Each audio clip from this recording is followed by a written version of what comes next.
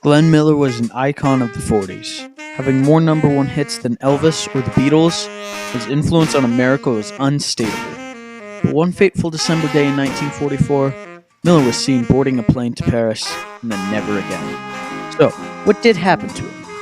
Well, let's look at the evidence as to why it was just a crash. Part 1. Background.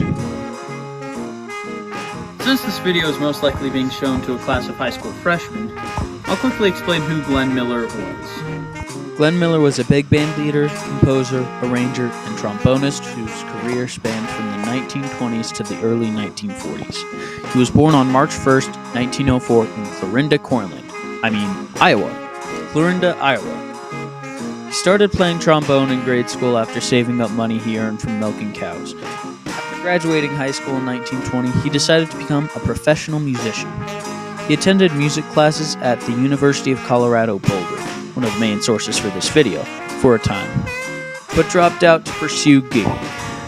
In 1937, after playing in many other people's bands, he formed his own band, Glenn Miller and His Orchestra. Here he found huge success. The band even became the first group to have a record certified gold, after selling 1.2 million copies of their song, Chattanooga Choo Choo.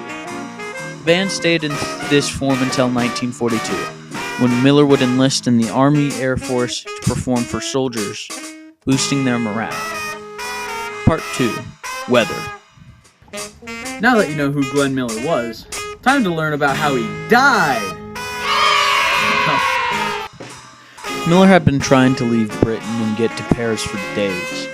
He was going to play a concert there for the troops who had fought on D-Day, but kept getting grounded due to weather. Finally, he was offered a ride from Lieutenant Colonel Norman Bazel. While Miller was terrified of planes and the flying conditions they were in, he was desperate to get to Paris and accepted the ride. Miller left from Twinwood Farm, a Royal Air Force satellite station, at 1:55 p.m. on December 15, 1944.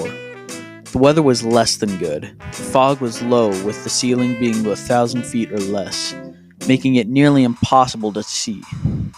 In these conditions, you need to fly a plane on the instrument panel only, due to low vision.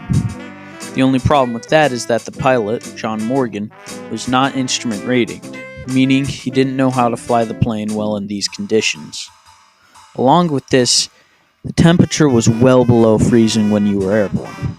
This causes many problems due to Part 3. Aircraft. The aircraft taken was a C-64 Norden Norseman.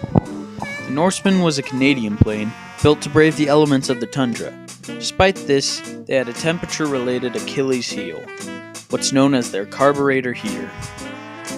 Carburetors allow oxygen and fuel into an engine, but if the carburetor freezes, it can't really do that. Many planes from that time were manufactured with these defective heaters, and when the Air Force started to replace them, the combat planes got treated first. This left utility planes like the Norseman with a defective heater, which could easily cause a plane to crash. Part 4. Other theories. As with all mysteries, there's more than one theory as to what happened. A prominent and pretty believable theory is the friendly fire theory. The theory goes as follows. RAF bombers returning from an aborted mission need somewhere to dispose of their bombs. They release them over the English Channel. Miller's plane happens to be in the zone where they're released when they're released. Soldier Fred Shaw witnesses the whole thing. While there has been ways to prove this theory, like calculating the route of Miller's plane to line up with the bombers, there are holes in this theory. The first is the delay of Shaw releasing this info. He did not tell anyone about what he saw until the early 50s, which he only did after watching the movie The Glenn Miller Story. Supposedly, he put two and two together after watching that film. But why didn't they report the incident when it happened to the RAF commanders? There's also the flight path of Miller's plane, which for this theory would have had to gone in a certain way to reach the jettison zone at the same time as the bombers. but there was an extremely high number of fight paths that could have been taken, and no real proof that that's the one they took. So there's not enough evidence for the friendly fire theory, and many of the other theories have little to no evidence, such as the theory of him being killed by Hitler. So it's settled. Glenn Miller died in a plane crash caused by an inexperienced pilot, bad weather, and faulty equipment. We solved the mystery. Why does it matter? Part 5. Why does it matter? Right now you're probably thinking, great, we know how a jazz musician died 80 years ago. Why should I care? Well, you shouldn't. Who cares how he died? That's not the reason I chose this topic for my English project. It's probably not the reason you clicked on this video, unless you're in said English class. It's not the reason people all over the world mourned when he died and tried to find out how. These things all happened because of how he lived, because of how he was creative.